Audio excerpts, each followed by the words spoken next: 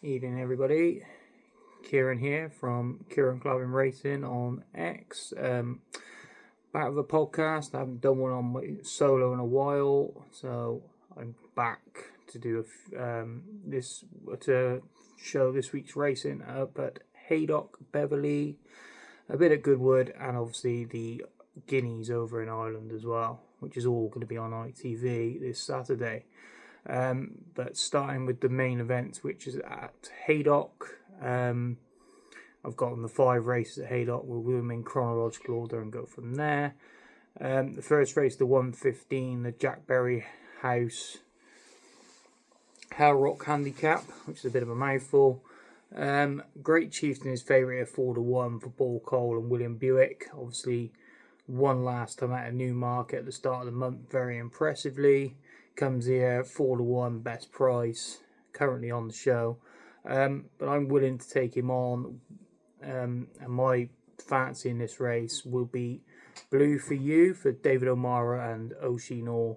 2 starts this season, third at the track over 7 furlongs first time up this season. Obviously, this is a step up to a mile. He then was seen when he was finished down the field 13th or 14th, disappointing last weekend at York. They obviously fancied him that day because he went off his 9-2 second favourite, but clearly, not sure whether he didn't handle the track or the conditions were in his favour, but he was no good on finishing when he beat him 1 home. Comes here actually on a class drop. He ran a class 2. That was a class 2 up at York. This is a class 3 handicap. And he's very well handicapped now. He's just £1 above his last winning mark. I think at 10-1, he could be a decent each way play in here for David O'Mara and Oisin Orr. So that's Blue for You. The other one that I will give a quick mention to, and try not to butcher the name of this, is Astaviridi. I think that's how you pronounce it, for Hugo Palmer and Harry Davis. This is his first start for Hugo Palmer after coming over from Dubai. And he makes his obviously new surroundings and everything else that he will need to step up, as he was only in a class 4 last time out. In fact, he hasn't come from Dubai. I lied to look at the wrong race, wrong horse, but yeah, he ran in a class 4 last time. Obviously, this is now a class 3, so hopefully, potentially the new surroundings hopefully can bring out some improvement, and he might outrun his odds at 12-1. But the main fancy in the race will be Blue for You, who's a 10-1 shot for the O'Mara team. Moving on to the 150, the Betfred Silver Bowl Handicap. King Casper is favourite again for the Palmer team. Won a class 4 last time out up at Newmarket last month. Decent form, but obviously this is now into class 2 company. There's a couple in here that I like. The first one is Taroom of Roger Varians and Sylvester Sousa will be in the saddle.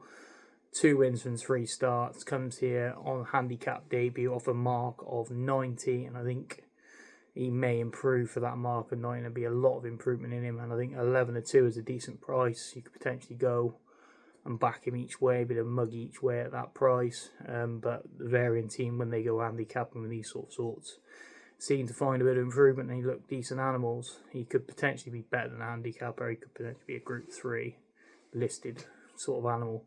So that's Taroom. The other one that I quite like the look of, though, and they've got a decent profile, is Sex on Fire for the Richard Spencer stable, with George Wood taking the ride. Won over course and distance 2 starts ago, and stepped up into this class at Chester. But it wasn't too bad, to be honest. He ran a decent enough race. He finished 7th in that race, only beating a length and 3/4. He actually went off second favourite that day, and a bit like Blue for You that I was talking about earlier, potentially Chester didn't really suit him. But they obviously thought that he was going to run a big race. The fact that he was sent off second favourite on the day, only beaten by, like I said, a length and 3/4 by El Brunel, who's a very decent sort. I put up that day, and could be one going some places for the Shadwell team when we see him next time. But the main bet will probably be Taroom in this race. Obviously, I won't be putting up selections until Saturday morning, as per usual. But Taroom of the Varian stable. I like horses from the Varian stable. It's normally a stable I follow a lot, and it seems that they normally have decent ones when they go for first time handicapping. So that would be the Silver Bowl will be Taroom, currently best priced at 11-2, but we'll see what price we get on the day and what the place terms are. Moving on to the 225, the Hedge of Oak Stakes over 1 mile 2, and Running Lion is in here favourite for the Gosden team with Kieran Fallon booked. It was actually a disappointing 5th first time out at Newmarket this season, the Dahlia Stakes behind Cinderella's Dream. Actually went off second favourite that day, and disappointed was last of the 5 that ran. And I'm not quite sure why he's favourite, to be honest, because the horse that finished in front of him, which was Secret Sarante, or Secret Santory, I can't pronounce really, the Boldens team with Rob Hornby on board, actually finished 4th in that race, and that was down in trip for him. He's now would like a bit of a step up in trip, and this further trip could see him improve even more, back up in trip like he's won over previously, whereas I'm not sure Running Lion particularly wants to go back up in trip. So I think he could help uphold the form with that horse, and the fact that you're getting 9-1 currently about him, whereas Running Lion is 2-1 favourite. I think the Secret Satine is completely overpriced in this race, and I'd be willing to take a chance on him at 9-1 for a stable that can't seem to not banging the winners currently in the Andrew Bolin stable. Then moving on to the 2 big races on the card, the 2 Group 2s at Haydock on Saturday, and the first one is the Sandy Lane Stakes, and this is where my best bet, and probably my only bet that I'm going to put up currently on Saturday. Favourite is in the Group 2, and the favourite currently is Symbol of Honour of Charlie Appleby's and William Buick will ride. 3-1 favourite off the back of winning last weekend at Newbury, where he turned over a decent horse of Aidan O'Brien's. Obviously he was well tight for the Commonwealth Cup, but was turned over by this boy, and obviously quick turnaround. They obviously think he's fit and ready to go, but like I said, this is probably my best bet of the weekend coming here. And it's Arizona Blaze for the Adrian Murphy team coming over from Ireland, and David Egan will take the ride for Allo Racing. Currently best price 9-2. He's 2 from 3 this season. Both wins coming over this trip. Last seen at Shanty, winning over 5.5 furlongs. This is obviously 6. Son of Sergi, I'm going to absolutely butcher this. Sergi Protectiviz, I think it is. I think the horse is called. He was a decent stallion of sprinter. He was a decent sprinter in his own right. He's had plenty of winners as a sire so far this season. And he's all speed, this horse, Arizona Blades. Absolutely all speed. He gets out the gates and goes. He'll be a real difficult horse to pick up and catch. And potentially, I think he could go on after win. We could win this well, to be honest. I think he could go on potentially to run in. I can't remember what this used to be. It used to be the Jubilee. I can't remember what it is now at the Royal Ascot meeting. Over 6 furlongs. I think it's on the Saturday. It used to be. It could be aimed at that whole race on the Saturday. It used to be the Diamond Jubilee, but I'm not sure what they call it now. But if he goes and wins this well, that definitely could be the target next in line. But 9-2, I think is a huge price currently, and he will probably be, well, currently is my only bet of so far for Saturday that I'm going to be putting up. Obviously, I'll look through the rest of them come the day and see if there's anything that's overpriced, etc. But Arizona Blaze definitely stands out for me at the present in the Sandy Lane. And then moving on to the big race on Saturday, the Temple Stakes. Now, I was disappointed that Jouster, I think it's called, of Clive Cox's wasn't declared. If anybody saw my sneak preview that I put up yesterday on my Twitter, that he was one I really fancied for this race. Clive Cox, obviously expert with his sprinters, and obviously has a decent record in this race, winning it twice with Profitable, and obviously won it last year as well. But he doesn't come here, and Clive Cox doesn't actually have a representative, so that's a bit disappointing. But the favourite is Rumstar, who won the Palace House Stakes up at Newmarket on Guineas Weekend last time. Won it very impressively from the front, really. Showed real loads of speed, and I thought he was going to get picked up in the end. I backed Washington Heights on the day. He was coming there with every chance, but didn't seem to quicken fast enough to pick up the winner. Rumstar didn't actually come back. I thought he was going to come back. He just didn't come back. An excellent performance. Washington Heights, like I said, reopposes here, but I just think he needs 6 furlongs. I really do. And the way he was staying on over that 5 furlong trip up at Newmarket makes me wonder why they're now coming here for another 5 furlong race. They clearly think, well, he's 1 over 5. They clearly think he's decent enough to win over 5. But I couldn't be having him. I really couldn't. He was on my short list because I thought it was going to be... I completely forgot it was 5 furlongs, not 6, this race. So I will be leaving him alone. The one I do like the look of, though, is Electric Storm of James Tate's. Now, is 16 to 1. This daughter of Night of Thunder, who's won a listed race at Bath at the start of the season. Then they sent him over to Longchamp, where he ran okay over in Longchamp last time out. Was beaten by Megika, I think it is, Megata, who also runs in this race.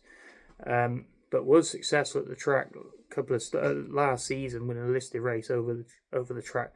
The only issue is the same with Washington Heights. She's done all her winning at 6 furlongs. And this has dropped back to 5. Is she going to be quick enough? I'm not entirely sure, but at 16 to 1, I might take the risk. But I will, like I said, my bets will be placed and put up on my accounts on Saturday morning. And we move over to Goodwood, the one race from Goodwood that they're covering on ITV this weekend. And it's a decent handicap, the Harrow Ways handicap over 7 furlongs.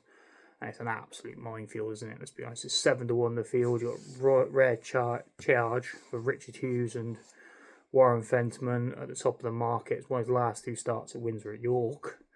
Won them okay, but this is, like I said, 7 to 1 the field. It's an absolute minefield. The one I'd like is actually of Rafe Beckett, which is called Mr. Chaplin.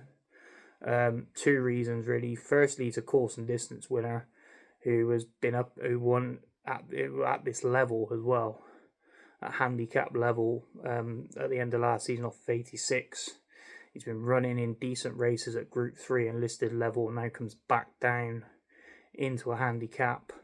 Like I said, Beckett won this race last year, so he'll know the type that needs to win the race, and he's a course and distance winner coming back in class, and potentially could have the goods to go close. And at 9 to 1, you're going to get 5-6 place in this race, and he could be an each way bet to nothing, to be honest, especially if he gets the luck of the draw at Goodwood, which you never know sometimes.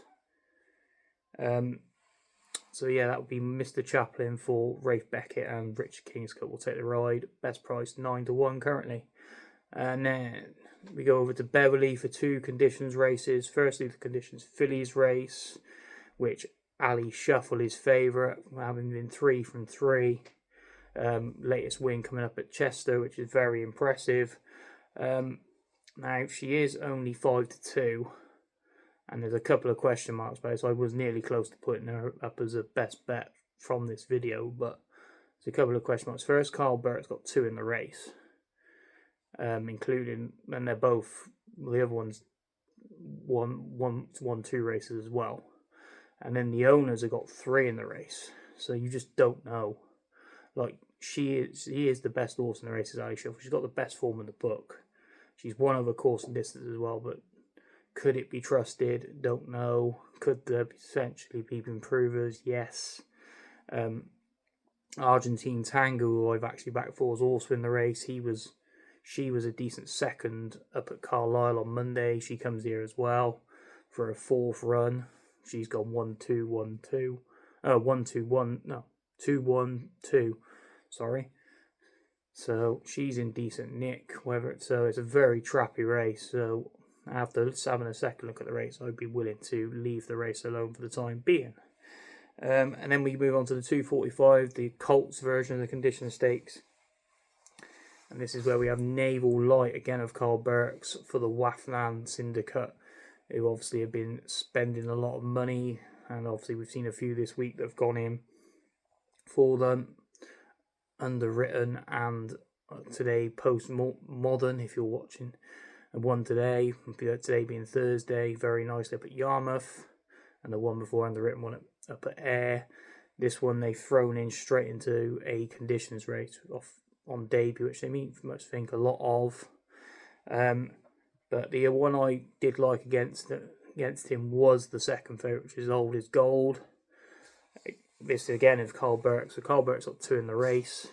PJ McDonald takes the ride. Was third on debut at Ascot in a decent looking race. But I wouldn't potentially have strong claims because, like I said, the favourite for Waffenham Racing could be anything. Big price tag, big thing to look up to. So if I was to have a bet in the race, it would be Old Is Gold against the Waffenham newcomer.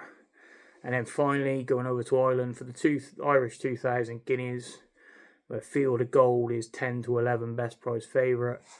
Now, he's obviously on a recovery mission. He won the Craven at Newmarket, was then second in the 2000 Guineas over here, where obviously a lot of comments been said, and obviously Kieran Schumacher's now not got the ride and Colin Keane takes over.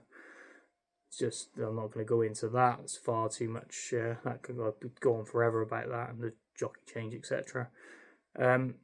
He is the rightful favourite, obviously second in the English Guineas, but I will potentially be taking him on. I'll see how the weather forecast plays out. But Hoots Hell, again, another one that I put up on the mini snippet preview that I did yesterday of Jesse Harrington and Shane Foley will ride. The form in the book is for this horse is absolutely exceptional from last year. Won 4 out of 6 starts, gradually progressing. Won a Group 3, followed by a Group 2, and then was second in a Group 1, or winning a Group 1 at the end of the season. 9 to 1 currently best price, could be a decent each way bet to nothing. The only two concerns is its first time out, and the ground potentially could be too quick. Now, he was meant to run in the French 2000 Guineas, but didn't run due to the ground. So they skipped that. Within the last hour, he became a non-runner that day. So they now come here instead. Obviously, if his all systems go and he runs to 100%, I think he could outrun the 9 to 1 odds. But firstly, you've got to wonder, is he going to run if the rain doesn't come? And secondly, his first time up, is he going to be fully wound up, especially if there's a big 3-year-old season ahead of him? And that's all the races covered for the ITV. Like I said, I've just got the one best bet currently at the moment, but I will, if I have more, post them on tomorrow evening with this selection. And the selection comes in the Sandy Lane Stakes, the 3 o'clock at the Haydock, and it's Arizona Blue for Adrian Murphy and David Egan. Currently best price 9 to 2, but I will wait until Saturday morning before taking the price, because then I can get best odds. And that is that. Thanks for listening, guys. I hope you all enjoyed that. It's nice being back on my own preview. I hope you all enjoyed it. Please like and subscribe to the channel. I will also drop my new Telegram link into the description if you want to come and join me over there. I'm now actually posting my selections on my Telegram rather than on Twitter. I feel like if I post them on my Telegram, I get a bit more of a interaction with the members on my Telegram rather than the 1,000 odd members that I've got on my Twitter account. So that's just me. So if you want to come over and join my Telegram, I will drop the link below. If you could like and subscribe to the video, guys, that'd be great. And I hope you all enjoyed it. And happy punting for the weekend, guys. Goodbye.